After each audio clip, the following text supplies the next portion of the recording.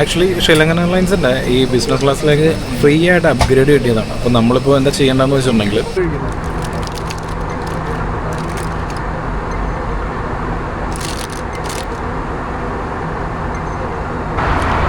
എക്കണോമിയിലുള്ളവർക്ക് ഓരോരോ ചിക്കൻ റോളും എഗ് റോളും കൊടുക്കുന്നു.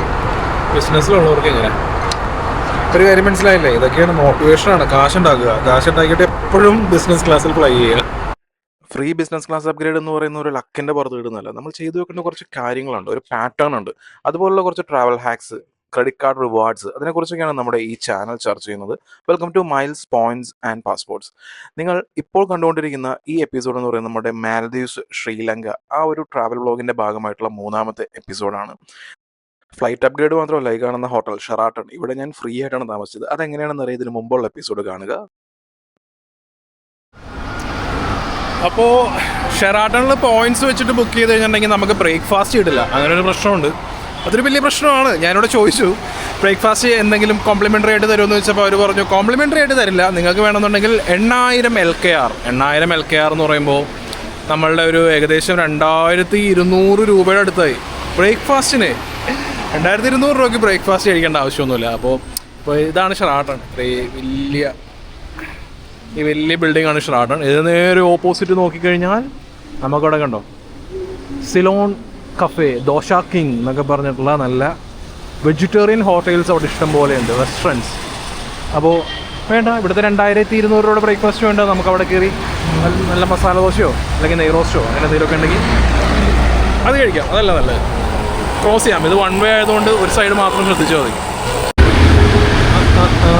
New Galaxy Taste Hotel. ആഹാ, കാലത്ത് തന്നെ ചിക്കൻ വെച്ചിരിക്കുന്നതാണ്.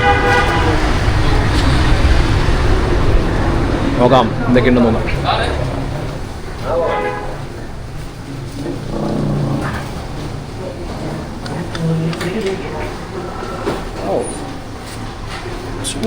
No, you can go. No. Oh, sorry.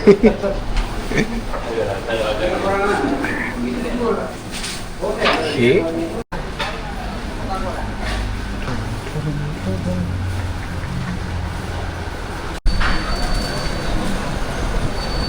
Coke and biryani, coke and fried rice. ഇന്നലത്തെ ഫ്രൈഡ് റൈസിൻ്റെ ക്ഷീണം കാരണമായി എനിക്ക് ധൈര്യമില്ല വീണ്ടും ഒരു ഫ്രൈഡ് റൈസ് ഓർഡർ ചെയ്യാനായിട്ട്. അപ്പോൾ ഇവിടുത്തെ ശ്രീലങ്കയുടെ മെയിൻ ഫുഡാണല്ലോ കൊത്ത്. ഒരു ചിക്കൻ കൊത്ത് പറഞ്ഞിട്ടുണ്ട്. ഇത് നോർമൽ എന്ന് പറയുന്നത് 750 ആണ് ഇവിടുത്തെ. അതിലും ചെറിയൊരു പോർഷൻ കിട്ടുമെന്ന് പറഞ്ഞു, 450. ഇഷ്ടപ്പെട്ടാൽ മാത്രം നമുക്ക് കഴിച്ചാൽ മതിയല്ലോ. അപ്പോൾ 450യുടെ പറഞ്ഞിട്ടുണ്ട്. ഓക്കെ, നമ്മുടെ ചിക്കൻ കൊത്ത് എത്തി. ഒരു പ്രശ്നം എന്താണെന്ന് വെച്ചിട്ടുണ്ടെങ്കിൽ ഒരു പ്ലാസ്റ്റിക്കിൻ്റെ മുകളിലാണ് ഇവരിടുന്നത്. അതാണ് ഒരു പ്രശ്നമായിട്ട് ഫീൽ ചെയ്തത്. ആഹാ, കൊള്ളാണോ? സൂപ്പർ. ഇതിൽ മനസ്സിലായ ഒരു കാര്യം എന്ന് വെച്ചിട്ടുണ്ടെങ്കിൽ നമ്മുടെ നാട്ടിലെ പോലെ ഇങ്ങനെ ഷ്രെഡഡ് ചിക്കൻ നല്ല നീറ്റായിട്ട് അങ്ങനെ അല്ല തരുന്നത്. ഇവിടെ ഇങ്ങനെ ഈ ബോണിൻ്റെ പീസൊക്കെ ഉണ്ടാവും. ഇന്നത്തെ ഫ്രൈഡ് റൈസിലും കണ്ടായിരുന്നു. അപ്പോൾ ഇന്നലെ ആദ്യമായിട്ട് കണ്ടുകൊണ്ടായിരിക്കും ചിലപ്പോൾ ഒരു വിയർഡായിട്ടൊക്കെ തോന്നിയത്. പക്ഷേ ഇപ്പോൾ മനസ്സിലായി ഇവിടെ ഇങ്ങനെയാണെന്ന്. അത് മനസ്സിലാക്കി ഞങ്ങൾ ചോദ്യമല്ലോ. നമ്മൾ ഈ കൊത്തു പൊറോട്ട അല്ലെങ്കിൽ ഫ്രൈഡ് റൈസൊക്കെ പറയുമ്പോൾ നല്ല ഷ്രെഡായിട്ട് നീറ്റായിട്ടുള്ള മീറ്റായിരിക്കും ഉണ്ടാവുന്നത്. ഇവിടെ അങ്ങനെയല്ല, ഇവിടെ വിത്ത് ബോണായിരിക്കും. ഇവിടെ നല്ല ഗംഭീര മഴയൊക്കെ പെയ്തിട്ടുണ്ട് കേട്ടോ. അകത്താവേണ്ട അറിഞ്ഞില്ല. അപ്പോൾ കൊത്തു പൊറോട്ട ചിക്കൻ കൊത്താണ് കഴിച്ചത്. 590. ഇവിടുത്തെ 590 നമ്മളുടെ ഒരു 170 അറൗണ്ട് അതിനകത്ത് അടുത്ത് തന്നെ വരും. ഭയങ്കര ക്വാണ്ടിറ്റി ആയിരുന്നു. എനിക്ക് തോന്നുന്നു ഇത് ഇവിടുത്തെ ക്വാർട്ടർ സൈസ് എന്തോ ആണ് ആക്ച്വലി. ഇതിന് വലുതുണ്ട്, 700-ൻ്റെ ഉണ്ട്, 700 കഴിഞ്ഞാൽ പിന്നെ 1000-ൻ്റെ ഉണ്ട്. അപ്പോൾ എനിക്ക് 450-ൻ്റെ ആണ്. പിന്നെ ഒരു കൊക്കക്കോള. കാരണം ഇതുപോലുള്ള ഭയങ്കര ഹെവി ഫുഡാണ്. ഹെവി ഫുഡ് എന്ന് പറഞ്ഞു കഴിഞ്ഞാൽ അത് കംപ്ലീറ്റ് ആക്കാൻ വേണ്ടി പറ്റില്ല. അപ്പോൾ ഒരു കൊത്തു പൊറോട്ടയും ഒരു കൊക്കക്കോളയുടെ ചെറിയ ബോട്ടിലും കൂടി 590 രൂപയാണ് ആയത്. അയ്യോ, വയറ് നിറഞ്ഞ്. എനിക്ക് തോന്നുന്നു ഇനി വൈകിട്ടാവാതെ ഒന്നും കഴിക്കാൻ പറ്റില്ല എന്ന് തോന്നുന്നു. ആ രീതിയിൽ ഇവിടെ ഫുഡിനൊക്കെ ഭയങ്കര ക്വാണ്ടിറ്റിയാണ്. ഇന്നലെ ഫ്രൈഡ് റൈസ് ഓർഡർ ചെയ്തപ്പോഴും അതെ നല്ല ക്വാണ്ടിറ്റിയാണ് ഫീൽ ചെയ്തത്. സോ അപ്പോൾ ഇനിയുള്ള പ്ലാൻ എന്ന് പറയുന്നത് ഇന്നലെ ഫൈനൽ ഡെസ്റ്റിനേഷൻ ഇവിടുത്തെ ഏറ്റവും പ്രീമിയം സെഗ്മെൻറ്റിൽ പോയി കണ്ടു. അപ്പോൾ ഇവിടെ ഒരു ഇങ്ങനത്തെ സ്ഥലങ്ങളിലൊക്കെ വന്നു കഴിഞ്ഞിട്ടുണ്ടെങ്കിൽ ഒരു ലോക്കൽ സിനിമ എന്തെങ്കിലുമൊക്കെ കാണണമല്ലോ. അപ്പോൾ അതൊരു ലോക്കൽ തിയേറ്ററിൽ തന്നെ പോയി കാണാമെന്ന് വിചാരിച്ചു. ഇവിടെ അടുത്ത് ഇറോസ് എന്ന് പറഞ്ഞൊരു തിയേറ്റർ ഉണ്ട്. അപ്പോൾ അവിടേക്കാണ് അടുത്ത യാത്ര. ആക്ച്വലി ശ്രീലങ്ക കറങ്ങാൻ വേണ്ടിയിട്ട് ഞാനൊരു ബൈക്ക് റെൻറ്റിന് എടുക്കാമെന്നാണ് ഞാൻ കരുതിയത്. അപ്പോൾ ബാക്കിയുള്ള സ്ഥലങ്ങൾ പോലെയല്ല, ഇതിനു മുമ്പുള്ള സ്ഥലങ്ങളാണെങ്കിൽ തായ്ലൻഡ് ആണെങ്കിലും മലേഷ്യ ആണെങ്കിലും ഇന്തോനേഷ്യ ആണെങ്കിലും ഈവൻ നേപ്പാൾ ആണെങ്കിൽ പോലും അവിടെ ബൈക്ക് അല്ലാതെ സ്കൂട്ടർ റെൻറ്റിനെടുക്കാൻ നേരം നമുക്ക് ചീപ്പായിട്ടാണ് കിട്ടുന്നത്. ഒരു പെർ ഡേ നമുക്കൊരു 400 500 അതിനൊക്കെ ഉള്ളിലാക്കി കിട്ടുന്നത്. പക്ഷേ ഇവിടെ ഏറ്റവും കുറഞ്ഞ റേറ്റ് കിട്ടുന്നത് ഹോണ്ട നാവി എന്ന് പറഞ്ഞ ഒരു ബൈക്ക് പോലെ ഇരിക്കുന്ന ഒരു സ്കൂട്ടറാണ്. അപ്പോൾ അതിൻ്റെ ഇത് തന്നെ ഒരു ദിവസത്തേക്ക് $8 അവർ പറയുന്നത്.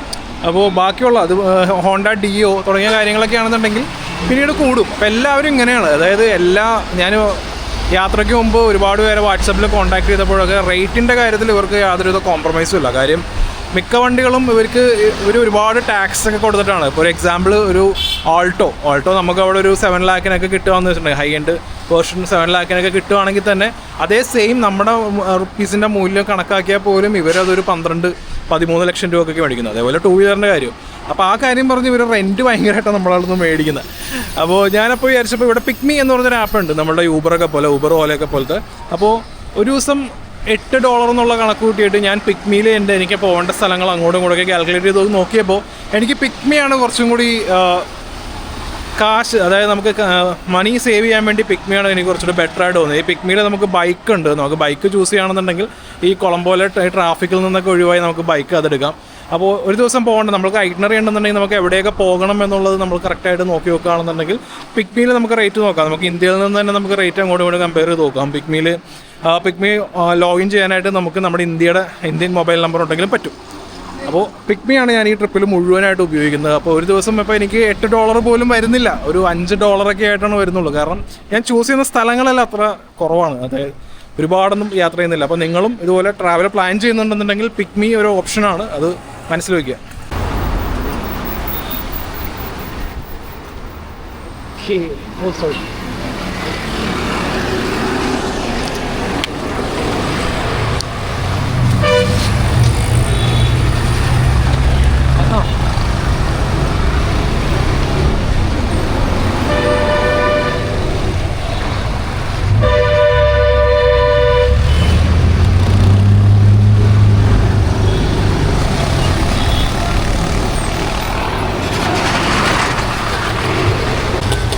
ഇവിടുത്തെ ഒരു ലോക്കൽ തിയേറ്ററാണ്. അപ്പോൾ ഇന്നലെ ഐമാക്സിൽ ഇവിടുത്തെ ഒരു ഹൈ എൻഡ് എക്സ്പീരിയൻസ് നോക്കിയപ്പോൾ ഇവിടുത്തെ ലോക്കൽസായിട്ട് ഇവിടെ ഒരു ലോക്കൽ പടം കാണാമെന്ന് വിചാരിച്ചു. DD നെക്സ്റ്റ് ലെവലാണ് പടം. നോക്കട്ടെ. Okay, Odyssey ticket.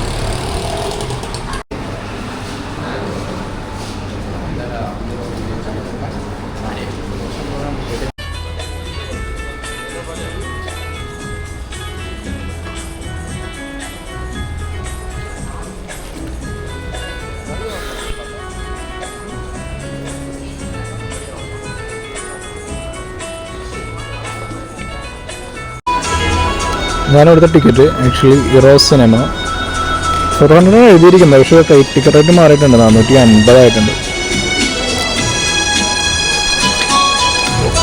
ശ്രീലങ്കയിലെ ഏറ്റവും കൺവീനിയൻസ് ആയിട്ടുള്ള മോഡ് ഓഫ് ട്രാൻസ്പോർട്ടേഷൻ എന്ന് പറയുന്നത് അവിടുത്തെ ബസ് ട്രാൻസ്പോർട്ടേഷനാണ്. നമുക്ക് എവിടേക്കാണ് പോകേണ്ടതെന്ന് ജസ്റ്റ് ഒന്ന് ഗൂഗിൾ മാപ്പിൽ സെർച്ച് ചെയ്യുക. സെർച്ച് ചെയ്യുമ്പോൾ ഏത് ബസ്സിൽ ഏത് നമ്പറുള്ള ബസ്സിലാണ് കയറേണ്ടത് എന്ന് കറക്റ്റായിട്ട് കാണിച്ചു തരും. ഇത് ഒരു ഗ്ലിച്ചോ അല്ലെങ്കിൽ എററോ തുടങ്ങിയ കാര്യങ്ങളൊന്നുമില്ല, കറക്റ്റായിട്ടാണ് ഈ പറയുന്ന ശ്രീലങ്കയിലെ ട്രാൻസ്പോർട്ടേഷൻ ഗൂഗിളിൽ അപ്ഡേറ്റ് ചെയ്തിരിക്കുന്നത്. അപ്പോൾ ഞാനിപ്പോൾ പോകുന്നത് പേട്ട മാർക്കറ്റിലാണ്. കൊളംബോയിലെ ഒരു ഫേമസ് മാർക്കറ്റാണ് പേട്ട മാർക്കറ്റ് എന്ന് പറയുന്നത്. പിന്നെ ബസ് ചാർജ് എന്ന് പറയുന്നത് നമ്മളുടെ കേരളത്തിനേക്കാൾ കുറവാണ്. നിങ്ങൾ ടൂറിസ്റ്റ് ഫാമിലി സിനിമ കണ്ടിട്ടുണ്ടോ? അപ്പോൾ ആ സിനിമയിലെ നായകൻ പറയുന്ന കാര്യമുണ്ട്, ശ്രീലങ്കയിൽ എല്ലാത്തിനും വില കൂടി, അതുകൊണ്ട് അവിടെ ജീവിക്കാൻ പറ്റുന്നില്ല, അതുകൊണ്ടാണ് ഇന്ത്യയിലേക്ക് വന്നതെന്നുള്ളത്.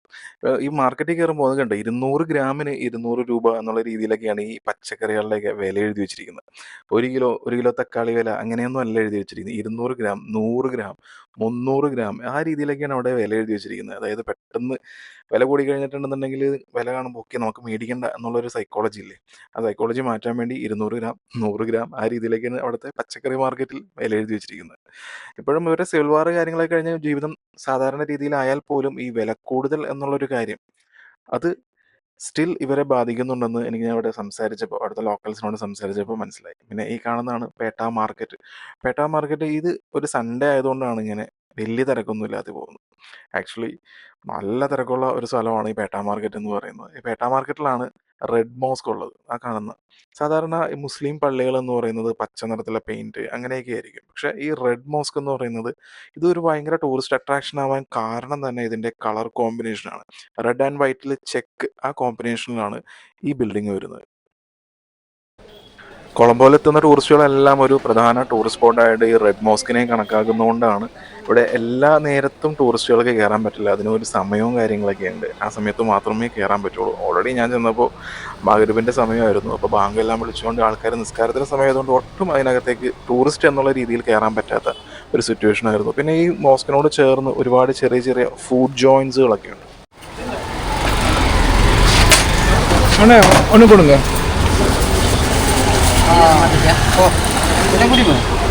സ്പൈസിയാ സ്വീറ്റാ? സ്പൈസി. സ്പൈസി. സ്വീറ്റ് എല്ലാം വേണം, സ്പൈസി.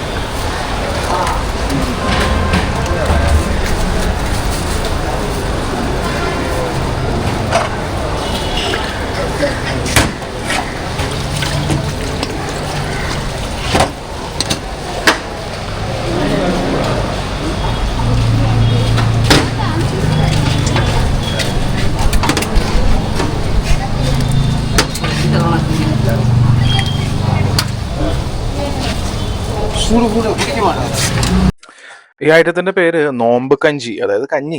നമ്മുടെ ഒരു നോൺ വെജ് കഞ്ഞി കുടിച്ചു കഴിഞ്ഞാൽ എങ്ങനെ ഉണ്ടാവും, അതായത് നമ്മുടെ നോർമൽ കഞ്ഞി തന്നെ. അതിനകത്ത് കുറേ ചിക്കൻ്റെ കുറച്ച് കാര്യങ്ങളും ടേസ്റ്റി ആയിരുന്നു. ഈ പറയുന്ന ഈ പുള്ളിക്കാരൻ്റെ ഈ ഷോപ്പിൽ കുറച്ച് സ്നാക്സും പിന്നെ ഈ പറഞ്ഞ നോമ്പ് കഞ്ചി ആ സംഭവം കൊണ്ടായിരുന്നു. നല്ല തിരക്കായിരുന്നു. ഞാനവിടെ ഒരു 10 മിനിറ്റ് സ്പെൻഡ് ചെയ്യുമ്പോൾ തന്നെ ഒരുപാട് ആളുകൾ അവിടെ വരുന്നുണ്ടായിരുന്നു. ഓക്കെ, ഡിന്നർ ടൈമാണ്. ഈ ഫോർട്ട് പേട്ട മാർക്കറ്റിൻ്റെ അകത്ത് തന്നെയുള്ള ഒരു ഹോട്ടലാണ് അതിനെ തിരഞ്ഞെടുത്തത്. അങ്ങനെ ഗീ റോസ്റ്റ് വന്നു. ഇവിടെ പ്ലാസ്റ്റിക് ഇങ്ങനെ കൊണ്ടുവരുന്നുണ്ട്, വേറെ പ്രശ്നമൊന്നുമില്ല. പേട്ട മാർക്കറ്റിന്റെ മുമ്പിൽ നിന്ന് തന്നെ ബസ് അവൈലബിൾ ആണ്. ഞാൻ കൊല്ലുപ്പെട്ടി അല്ലെങ്കിൽ കോൽപ്പെട്ടി എന്ന് പറയുന്ന സ്ഥലത്താണ് ഞാൻ താമസിക്കുന്നത്. അപ്പൊ അവിടേക്ക് എല്ലാ നേരവും ബസ് ഉണ്ട്. വരെ 35 ലങ്കൻ റുപ്പീസ് എന്ന് പറയുന്നത് ഇവിടെ ഫിക്സ്ഡ് ആണ്. 35 എന്ന് പറയുമ്പോൾ നമ്മളുടെ 10 രൂപ. 10 രൂപയ്ക്ക് നമുക്ക് ലോക്കൽ ട്രാൻസ്പോർട്ടേഷനിൽ നമുക്ക് 7-8 കിലോമീറ്റർ പോകാൻ പറ്റും.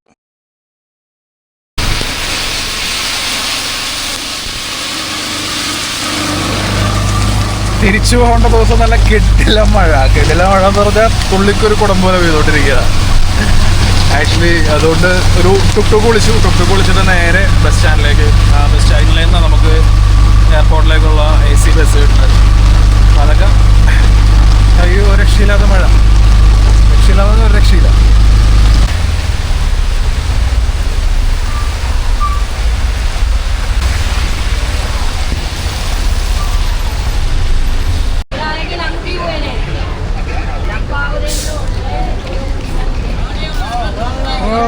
Airport bus. Preview pun.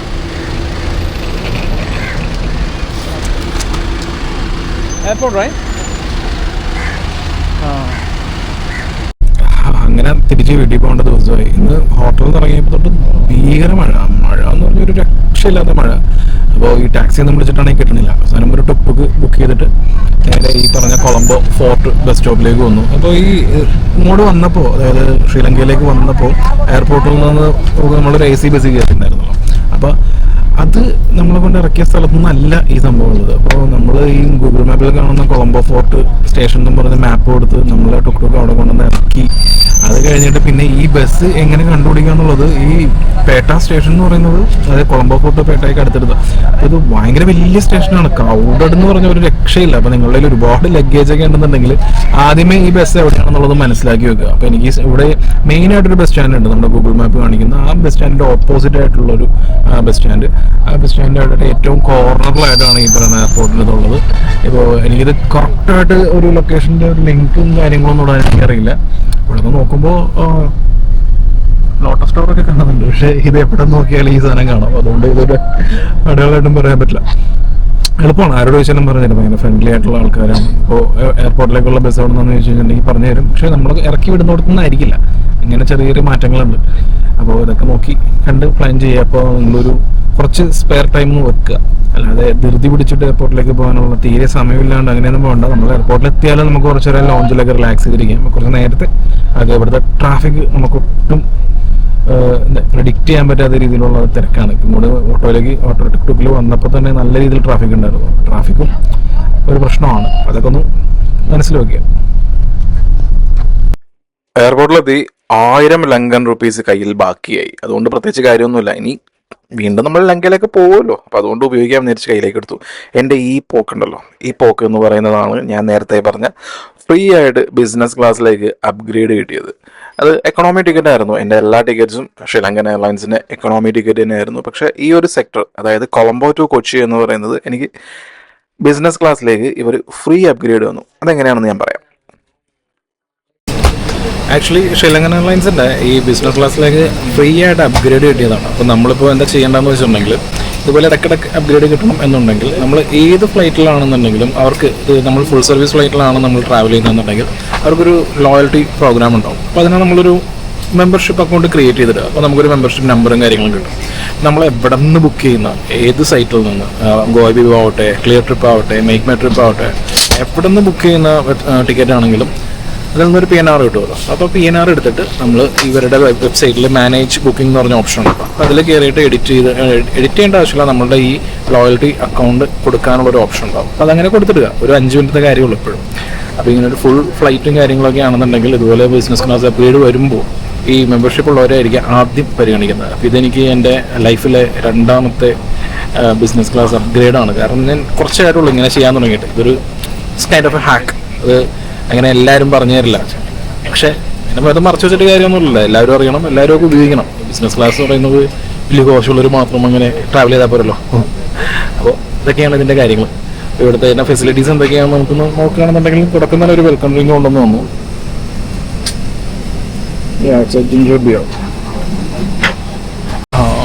ഇതൊരു വിസിബിൾ ആയിട്ടുള്ളൊരു ചേഞ്ചാണ്. കാരണം 3 ശ്രീലങ്കൻ എയർലൈൻസിൽ കയറിയപ്പോഴും ഇതിൻ്റെ വിൻഡോ ഒട്ടും ക്ലീൻ ആയിരുന്നില്ല. കാഴ്ചകളൊന്നും കാണാൻ പറ്റില്ലായിരുന്നു. അപ്പോൾ ഇവരുടെ ബിസിനസ് ക്ലാസ്സിൽ കയറിയാൽ മാത്രമാണ് ഈ കാഴ്ചകൾ കാണാൻ പറ്റുള്ളൂ മനസ്സിലായി. ഇത് വിൻഡോ ഒക്കെ നല്ല ക്ലീനാവും. Along the route. So I suggest that you keep your seatbelts loosely fastened at all times for your comfort and safety. I'll be flying you today to Kochi, and just prior to our descent, we'll get back to you with the latest weather updates. Till then, actually ഇവരുടെ ഈ business class എന്ന് പറയുന്നത് വളരെ short distance അല്ലേ ഉള്ളൂ. നമുക്കൊരു Sri Lanka Colombo to Kochi എന്ന് പറയുന്നത് ഓൾമോസ്റ്റ് ഒരു 1 hour ഉള്ളൂ. 1 hour ഫ്ലൈയിങ് ഉണ്ടോ എന്ന് തന്നെ അറിയില്ല. 45 minutes ഒക്കെ ഉള്ളൂ. ഇവരുടെ ബിസിനസ് ക്ലാസ് എന്ന് പറയുന്നത് നല്ല സ്പേഷ്യസ് ആയിട്ടുള്ള ലൈക്ക് സ്പേസും കാര്യങ്ങളൊക്കെ ഉള്ള ചെയർസാണ്. പിന്നെ വെൽക്കം ഡ്രിങ്ക്, പിന്നെ ചിലപ്പോൾ മെനു എന്തെങ്കിലും വ്യത്യാസം ഉണ്ടാവും. ഇവരെപ്പോഴും പ്രോളാണല്ലോ. കണ്ടില്ലേ, നമ്മൾ ചിക്കൻ കിട്ടി, എഗ്ഗ് കിട്ടി, വെജ് കിട്ടി. പിന്നെ ബിസിനസ് ക്ലാസ്സിൽ എന്തായിരിക്കും കൂടെ അറിയാം.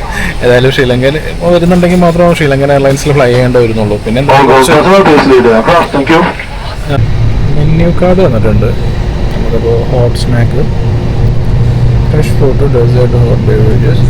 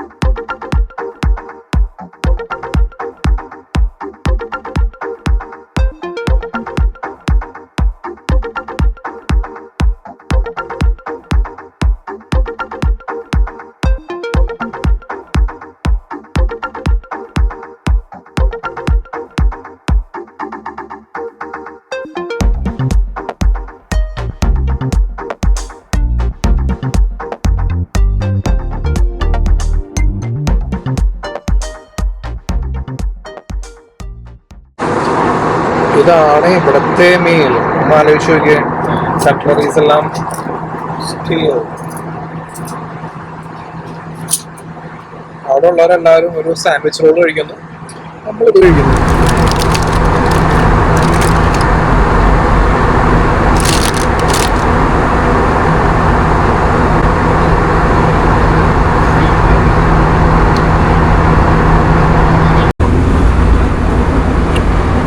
ടീം സെർവ് ചെയ്തു ജാഫ്റ്റി.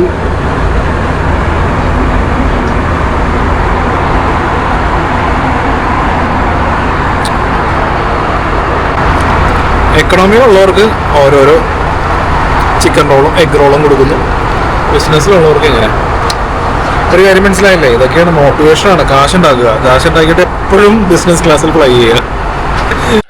ഞാൻ മാൽദീവ്സ് നിന്ന് ശ്രീലങ്ക എത്തിയപ്പോൾ എൻ്റെ ഒരു $37 ഉണ്ടായിരുന്നു. അതാണ് ഞാൻ അവിടെ എക്സ്ചേഞ്ച് ചെയ്തത്. എക്സ്ചേഞ്ച് ചെയ്തപ്പോൾ എനിക്ക് 10,910 ലങ്കൻ റുപ്പീസാണ് കിട്ടിയത്.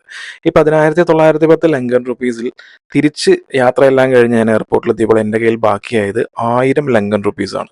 അപ്പോൾ നിങ്ങൾക്ക് ഊഹിക്കാവുന്നുള്ളൂ, ഏകദേശം ഒരു ഓൾമോസ്റ്റ് 10,000 രൂപയുടെ അടുത്താണ്, ലങ്കൻ റുപ്പീസിൻ്റെ അടുത്താണ് എനിക്ക് ചിലവായിരിക്കുന്നത്. ഈ 10,000 ലങ്കൻ റുപ്പീസ് എന്ന് പറയുന്നത് ഇന്ത്യൻ റുപ്പിയായിട്ട് കൺവേർട്ട് ചെയ്യുമ്പോൾ ഏകദേശം ഒരു 3,500 രൂപയാണ്. അപ്പോൾ നിങ്ങൾക്കറിയാം, എൻ്റെ അക്കോമഡേഷൻ എന്ന് പറയുന്നത് ഫ്രീ ആയിരുന്നു. എനിക്കിവിടെ വേറെ കാശൊന്നും മുടക്കേണ്ടി വന്നില്ല. ബാക്കിയുള്ള ചിലവുകൾ, ട്രാൻസ്പോർട്ടേഷൻ ചീപ്പാണ്, ഭക്ഷണം അവിടെ ചീപ്പാണ്. നിങ്ങളതെല്ലാം കണ്ടതാണ്. ഇതാണ് ശ്രീലങ്ക എന്ന് പറയുന്നത്. ഇത്രയേ ഉള്ളൂ. പിന്നെ അവിടെയുള്ള അട്രാക്ഷൻ ടിക്കറ്റ്സ് അല്ലെങ്കിൽ വേറെ ഒരുപാട് സ്ഥലത്തേക്കുള്ള ട്രാൻസ്പോർട്ടേഷൻ തുടങ്ങിയ കാര്യങ്ങളൊന്നുമില്ല. ജസ്റ്റ് കൊളംബോ മാത്രമാണ്. ശ്രീലങ്കയിലുള്ള വേറെ കാഴ്ചകളൊന്നും നിങ്ങൾക്ക് ഈ വ്ളോഗിൽ കാണാൻ പറ്റില്ല. എൻ്റെ ഉദ്ദേശം എന്ന് പറയുന്നത് ക്രെഡിറ്റ് കാർഡ്സിൻ്റെ റിവാർഡ്സ്, പോയിന്റ്സ്, മൈൽസ് ഇതെല്ലാം ഉപയോഗിച്ച് നമുക്ക് എങ്ങനെ ഒരു ട്രാവൽ വളരെ ചീപ്പായിട്ട് നമ്മൾക്ക് ബഡ്ജറ്റ് ഫ്രണ്ട്ലി ആയിട്ട് മാറ്റാം എന്നുള്ളതാണ്. ഇതിന് ലക്ഷറിക്ക് കുറവുണ്ടാവില്ല. അതാണ് ഇതിൻ്റെ ഹൈലൈറ്റ് എന്ന് പറയുന്നത്. അതായത് തീരെ കുറഞ്ഞ ബഡ്ജറ്റിൽ ലക്ഷറി, അതാണ് ആ ഒരു ലക്ഷ്യം വെച്ചിട്ടാണ് ഞാൻ ഈ ട്രാവൽ നിങ്ങളെ കാണിക്കുന്നത്. സോ ഇതുപോലുള്ള ക്രെഡിറ്റ് കാർഡ് റിവാർഡ്സിൻ്റെയും മൈൽസിൻ്റെയും പോയിന്റ്സിൻ്റെയും ഈ ഒരു വേൾഡ് ഉണ്ടല്ലോ, ഈ ലോകം എന്ന് പറയുന്നത് വളരെ ബ്യൂട്ടിഫുൾ ആയിട്ടുള്ള ഒരു ലോകമാണ്. നമ്മുടെ കയ്യിൽ ഒരുപാട് കാശ് വേണമെന്നൊന്നും നിർബന്ധമില്ല. നമുക്ക് ഫ്രീ ആയിട്ട് കിട്ടുന്ന ഈ ഈസി പേർക്സിലൂടെ നമ്മളുടെ ട്രാവൽ വേറെ ലെവലാക്കി മാറ്റും. നമ്മുടെ ലൈഫ് സ്റ്റൈലാണ് മാറുന്നത്. ഇപ്പം നമുക്ക് ക്യാഷ് ബാക്ക് കിട്ടുന്നതുകൊണ്ടോ ബാക്കിയുള്ള കാര്യങ്ങളോ കൊണ്ടോ നമ്മുടെ ലൈഫ് സ്റ്റൈൽ മാറുന്നില്ല. പക്ഷേ ഇതുപോലെ ട്രാവൽ പേർക്സ് കിട്ടുമ്പോൾ നമ്മുടെ ലൈഫ് സ്റ്റൈൽ മാറുന്നുണ്ട്. അതിനെക്കുറിച്ചാണ് നമ്മുടെ ഈ channel miles, points and passport പറയുന്നത്. അപ്പോൾ വീണ്ടും അടുത്തൊരു വീഡിയോ വരെ കാണുന്നത് വരെ ബൈ.